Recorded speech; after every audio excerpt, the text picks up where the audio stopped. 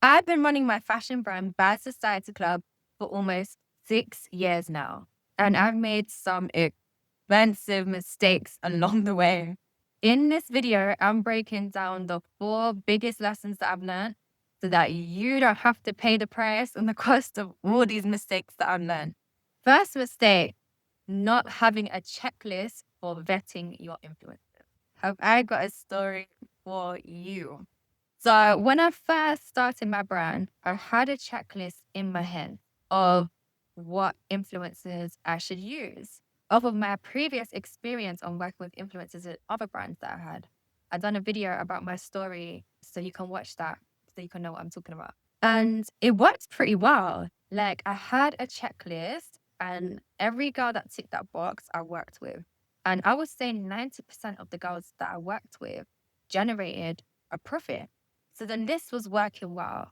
And I think I got a little too carried away with my success. My ego got the better of me. And because the checklist was in my head, I found another influencer. And it was out of desperation as well, too, because I kind of wanted more influencers and I was struggling to find more that ticked my list. And so you'll also notice that Bad Society Club doesn't use influencers a lot because I learned from this lesson. If you can't find an influencer that don't tick your list, don't use one. Back to the story. I was desperate for a new influencer. Bad Society Club was growing so quickly and I just wanted more and more people seen in the brand. And we'd had so many people already, like I didn't know where to find the next person. It felt like we'd been on everybody that our customer wants to see. So I got this girl. She said that she was going to be 10K a post. And she had more followers than everybody that we'd used before. And some of these influencers that we'd used before have brought in more than 10K. So we was like, oh, if she has this many followers, then surely she should bring in, I don't know how much we was expecting. I can't remember. But it was going to be worth it, at least 40, 50,000 off of the back of, you know, the maths that we was doing. If somebody with this amount of followers brings in X amount, then her with all of these followers will bring in that amount. We're just doing simple maths. Because we felt like she was ticking the same boxes that the other influencer was ticking. But we missed something, right? So went ahead, paid this girl 10K to post, thinking that she was going to bring in at least 40K of revenue. And with influencers, I don't mind as long as I break even. So break even includes the cost of them, the cost of the stock, the cost of shipping the stock to our customer. Maybe I was hoping worst case scenario, this girl brings in 15, 16, 17K and then break even. But on a good end, she'll bring in 40 to 60K. So we paid her 10K, very excited because I'm like, yes, we finally found another person. The store's going to go crazy. But not only did we pay her 10K, we bought all of the stock for all the items that we thought she was going to sell. And at this point, the brand was still new, like only a couple months old. So all of this stock filled up my whole house. When I tell you my whole house, as in from the door all the way to my living room and I had a 2 bedroom, all of the bedrooms, and it was going into the bathroom to the point where when like the postman came to get in and out of the house, like I had to shimmy, like, when you park a car, yeah, and you park a little bit close to the car next to you, so you have to shimmy a little bit to get out. This is how I was shimmying in and out of my own goddamn house because it was rammed with all of this stock because I thought this influencer was gonna sell out. Imagine shimmying in and out of your own house. Anyway, pay her, waiting for the post. And then my partner says, I think she's posted. And I turn around and say, I hope she hasn't fucking posted. Because if she's posted, our store should be on fire right now. If she's posted, we're fucked. Because nothing's happening to the store right. Went on Instagram. She had posted. We paid this girl 10K. She brought in 2 orders. Two. 2 orders. 2 orders. Okay. Every single one of my friends know this story. I'm heartbroken. And she ticks so much off of our list. When I tell you she had millions of followers, she ticks so many boxes off of our list. And it was just one and a half things that I forgot was on the list because I was so busy with the store's success that she didn't tick, and that cost us not only the 10,000 that we gave her, but also the thousands that we spent in stock. So big lesson, guys. like I said, we were only a couple months old. So a couple months into business, taking this, I don't know, £20,000 L.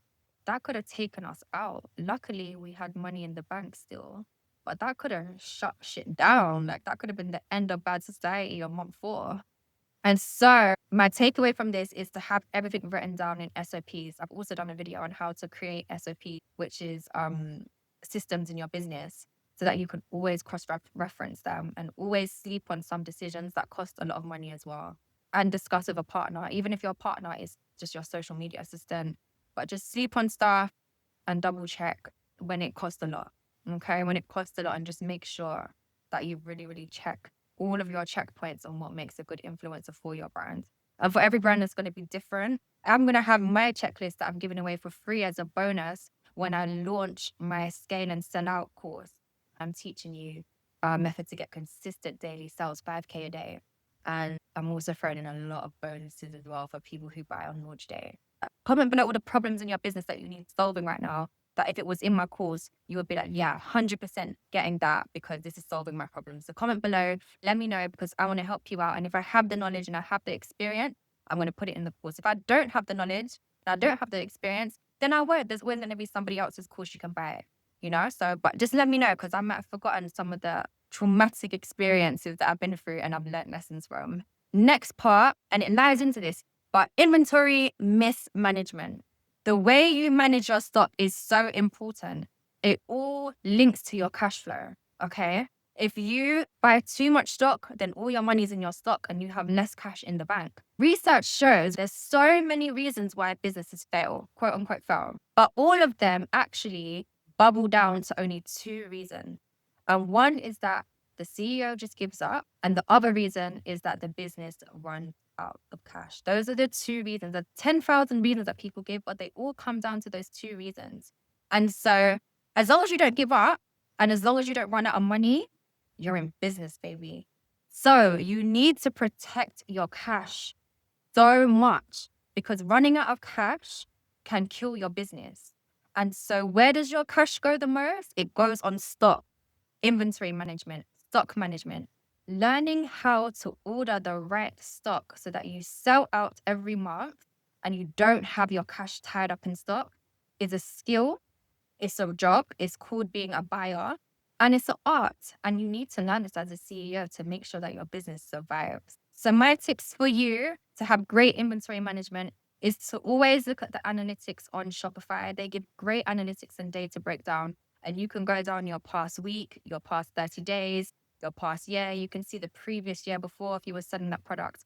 Before you place an order, look at that data.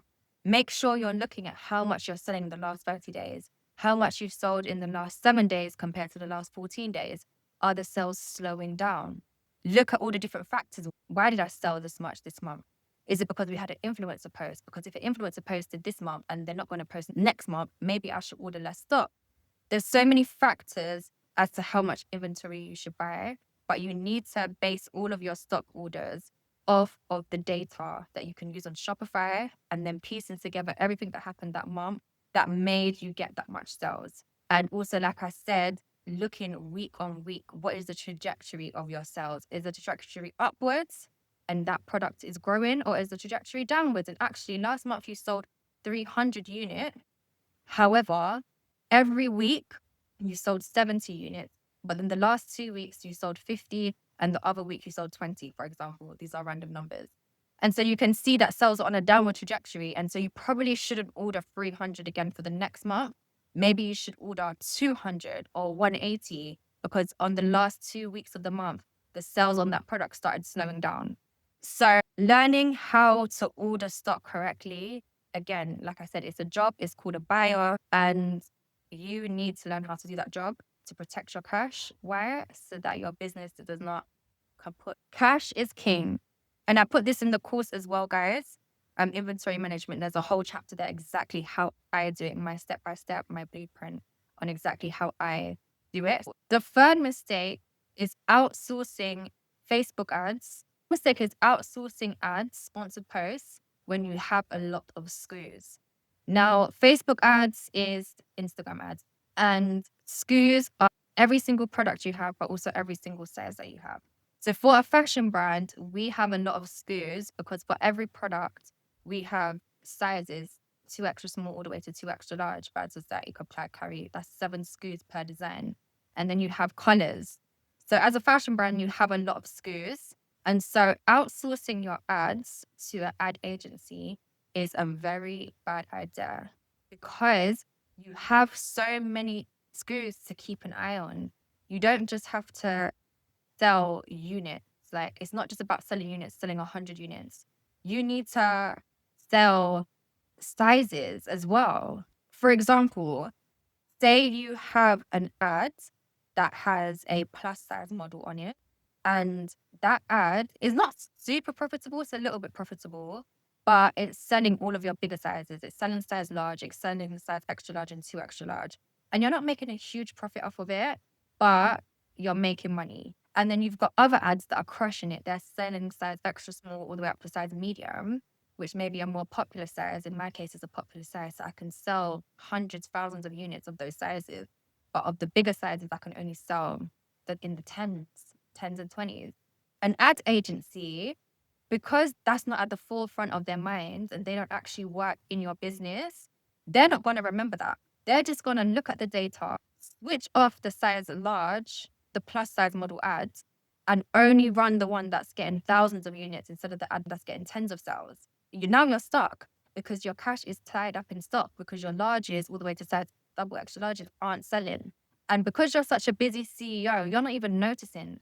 By the time you notice, it's the end of summer and nobody's going to buy the dress anyway. And you're stuck with size large of a dress simply because you're not like a team, you're not cohesive. You don't have that person here in front of you to look and break down data and have meetings with them regularly and for them to really understand the nitty gritty of what goes on in the business and for them to know your personal SOPs. Because if they work for you, they would know, it would have been drilled in their head, never turn off the plus size ad unless they're really unprofitable because they help sell all of our SKUs. They will understand your business. But agency just have their SOPs for their agency and they forget the small ones for each client because their staff are working for so many different clients. It's hard for them to remember everything for everyone.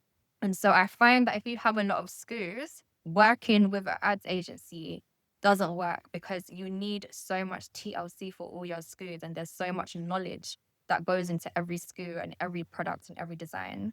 And so ad agencies have been very difficult for us to work, and I would recommend getting somebody in-house and then you can have meetings with them and you can start learning Facebook ads from them.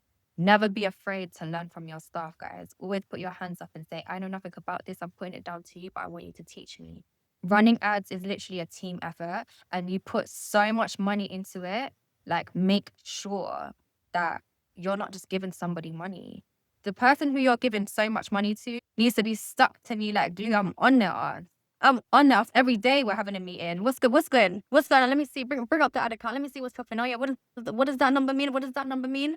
Oh, okay. What does that mean? Okay. Last time I had a meeting with you, you said that if that number is 2, it should go off. I see that number being 2. Why is it not off? Explain it to me. Then yeah. Let me turn it off. Okay, good. But you was gonna leave that on, and then I would have lost £100 today because you weren't doing your job properly. All right. Okay. Make sure that doesn't happen again because I'm on your ass. But that's how it has to be, So anything that's spending money, if you can get them to be right next to you like glue, make sure. And your ads person, you can. The final mistake that I made is not hiring an assistant early enough. I was so scared to hire because I'm not like a people person. Like, I'm an introvert. I have social anxiety. I can be this bubbly person on the camera, but in person, like, I'm a little bit awkward. I don't know why. It's so annoying. It takes me a while to warm up to people. So because of that, I just really didn't want to be anyone's boss. I'm just like, I don't want to talk to anyone. I just want to be me on my laptop by myself. And that meant that I was doing so many tasks.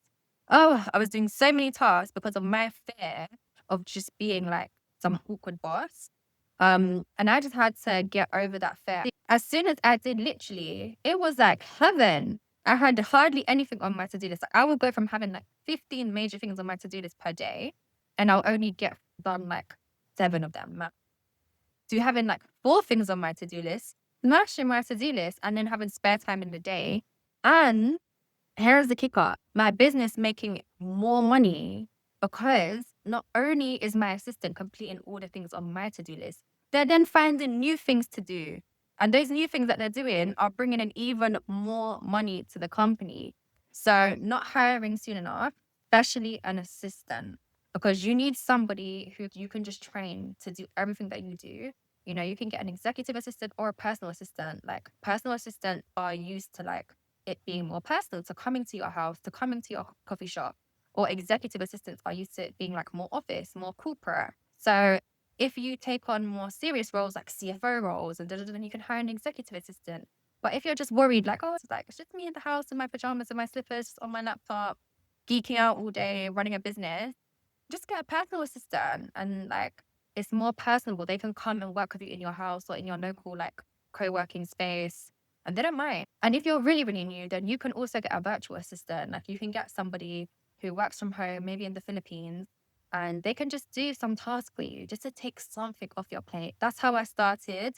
And then after it got to a point where I was like, no, I need someone in person. Like I need somebody to do some of the physical stuff, like coming to photo shoots and picking locations. I need somebody like my vibe. That's when I got a person in real life.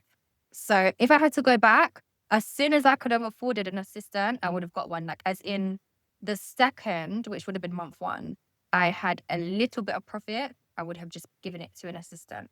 Because an assistant can do whatever you want them to do, basically. Whatever you tell them to do, but they're here to just assist you. Essentially, they can do multiple job roles in one. You know, they're just your person, your support system. So I really regret not doing that. Hiring an assistant was so powerful for me. But here's the thing, if you don't have your systems in place, that you haven't written out exactly what it is that you do, bringing in an assistant won't actually help you. You'll end up like super overwhelmed, just explaining over and over and again what it is that you want them to do and getting tired and exhausted of that. That's why the next thing that you need to do is focus on building systems that your team can follow without you.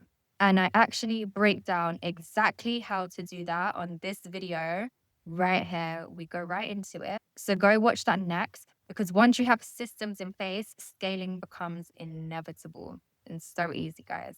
Watch, watch, watch.